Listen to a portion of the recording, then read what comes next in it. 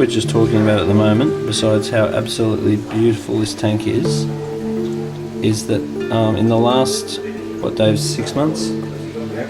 It's just started getting a little bit more algae, even though the testable or recordable water quality actually seems to be better. And I guess one theory for this is because there's a whole lot of contact with the substrate, and there's quite a lot of rocks that are on the substrate, that there may be a fair bit of nutrient building up through the back of this reef, because 60 to 80% of the floor of this tank has got rocks all over it, so therefore quite a fair bit of nutrient may be building up in the back of this reef. The alternative to that, which is very easy to say now, is to go and put rocks. So you've got pivoting rocks, which are in the aquarium, trying to minimize how much the rocks touch the sand, so therefore how much nutrients are able to build up underneath the sand. And then you position your rocks to create shelves, and then you decorate your rocks over the top of the shelf. You'll still use plenty of rock, so your biological filtration will not be impacted in any way, shape or form, but it just means that there's less sinks or less parts in the reef where the organics can actually build up. So if it was the case where the algae is just slowly increasing, even though the tests that you're testing are still okay, I have found in the past that if you do a bit of a sprinkling on the aquarium, which with a small aquarium is absolutely no drama, but with an aquarium like this, you've definitely got to put the day aside, then you reduce the amount of contact with the surface, you reduce the amount of nutrient sinks that build up in the aquarium, and then that can stop the growth of undesirable algae. I'm not saying that this is bad, but if it was to increase, that's just a possible solution. So the other thing that of interest too is this, it's all pretty much like a bacteria which is growing in the aquarium. This aquarium is running very low nitrate and phosphate levels because of the use of NPX, the Red Sea product. But since he's been using the Red Sea product, he's got a whole lot of this growth, which just looks like colonies of bacteria, which has pretty much grown into communities or colonies, and which would look pretty much like a fungus. And he found that when he stopped using the NPX product, this did actually disappear. And then when he started using the NPX, it all came back again. And I'm just assuming that that's because when you're using products like NPX, you're introducing carbons and various catalysts and so forth, which aren't naturally available and normally and basically stimulate the growth of bacteria, which wouldn't normally be there, which break down nitrates and phosphates. So I mean, all in all, I don't see this as being a problem at all, because if it is unsightly, you can just wipe it off. And because the conditions are still conducive to grow these particular bacteria, they will continue to grow. So wiping it off is absolutely no problem, and they don't pose any problems to the aquarium at all. They just don't look as good as maybe you wish, but it comes off extremely easily. And if you stop using that particular product, this stuff tends to just stop growing. So I think it's just really advanced colonies of bacteria, which I don't see being any problem whatsoever. Do they ever grow on the coral, Dave? No, I've never seen it grow on the coral. And in this tank, it definitely likes high water flow areas, and I thought it was light that they didn't like, but this seems to be quite clear that light is not so much the issue, it's water flow.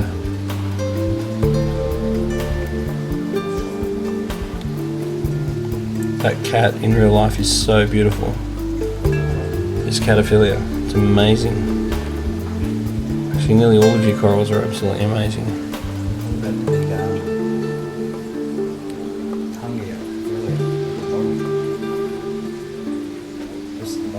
This dude here, Heliofungia, it's unbelievable.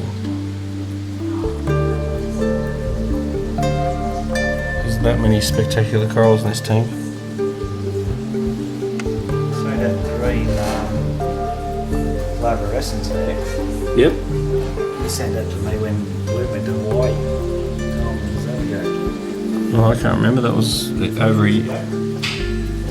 it's 2 maybe. I can't remember. Yeah, that's how long it's been. Wow. Torch coral. So one of the lights has just gone off now. Now another light's just gone off.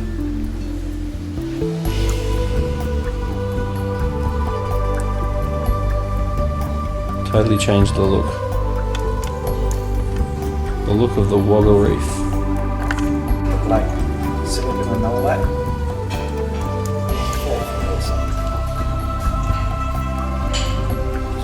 So how long you had this lipstick? Well, I got him off you probably 3 weeks ago.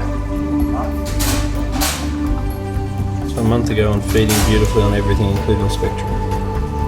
Oh, it's And did he go straight in here or into the quarantine tank first?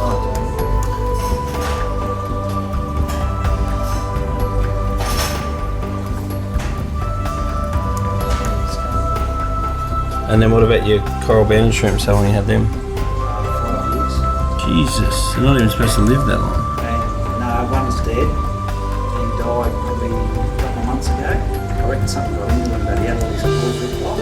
Yeah, but still, that's a long life. I've got a manus shrimp in there, I reckon. Sure. And here in Clifton, I've got him to a fight. He's ending up there on a bit of coral. He had no zippers on him. He had all his, what's the names knocked off. I got him knocked up in yellow tank. So, yeah. That's pretty good. And do your mandarins eat any food that you give them, or do they just No. eat organisms? No, they just live off all the rock. Do they play with each other? No, the male follows the female around occasionally. You see him. And do you hand feed this thistle, or is he just... No, don't hand feed it. It's been going there for 3 months. And do you hand feed the Tabustria? Yep, every day for an hour. Oh, forever. So you hand feed them for an hour. How does that work? The tube. And you actually squirt it on them Yep. for an hour? Yep.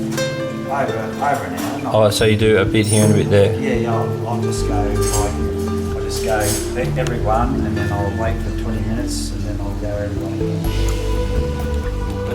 That's pretty dedicated. Yeah, What about this sponge?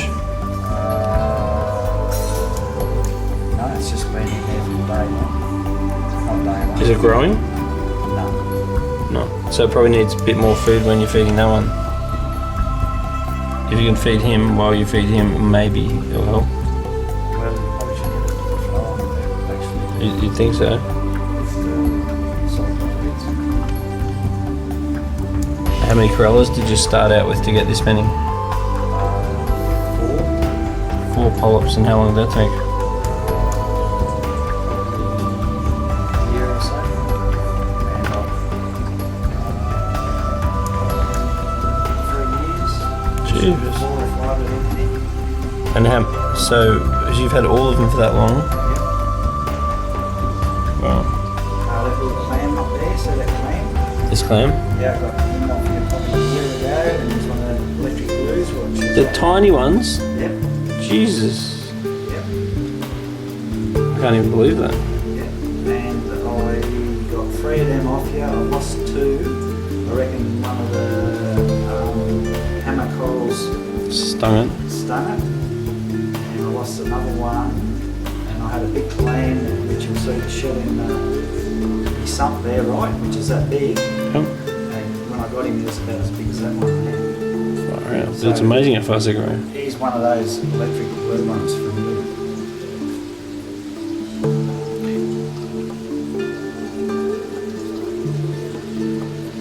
Do you have much trouble with them stinging each other? I don't know what goes on there. But at the end of the day, I've got too much in the tank. Yeah, well, you do have quite a lot in the tank. Because you find that if you give them a little bit more space, they seem to grow a bit faster. Not that that really matters.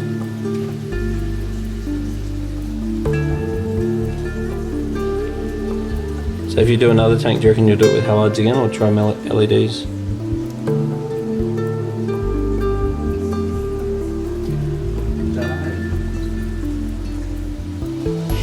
What about that acro? How well has that been going? If you have a look at the figure on the left-hand side of you, Yep. the big trunk going back to the base, Yep. it's growing that way, and then if you have a look at those little chunky bit, Yep. that was the first piece, Yep. right? And it's growing that way, and none of the other stuff's growing this way, Yep. and it's probably 8-9 months old. So it's done all of that in 8 or 9 months. Yeah, but the rest of it hasn't grown. Right. Okay. Okay. It started off here. This piece going this way, right? Yep. That's all grown in probably 8 months, and that was the flag of it. The bottom Jesus. of it. Yep. I don't know why, it just doesn't want to grow that. And have you been tempted to get more acros, or is it just because your tank's full? No, I've probably spent about $2,000 with your macros. Lost them all the time.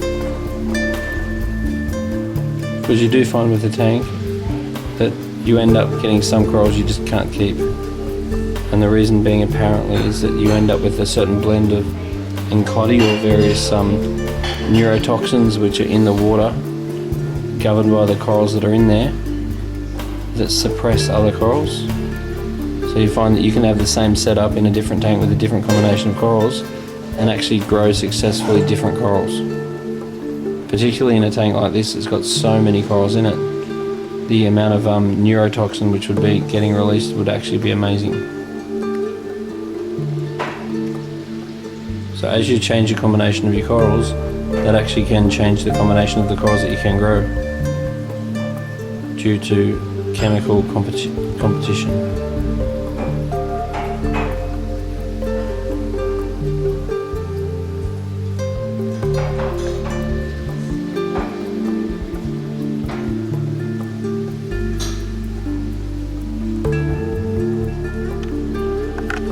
What about these dartfish, Dave? How long are them?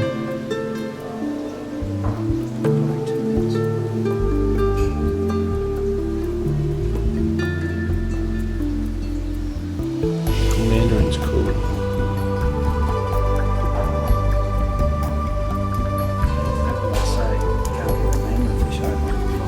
Yeah, but see, the key to a mandarin is having a big enough tank to grow enough microorganisms like amphipods and copepods for them to feed on.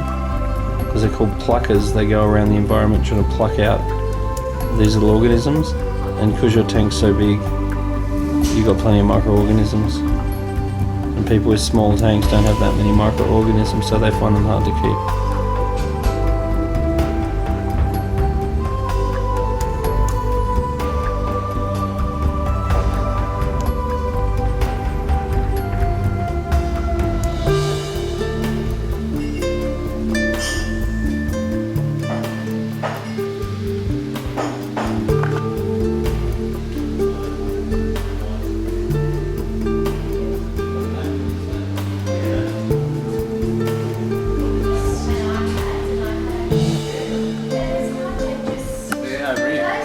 Sorry.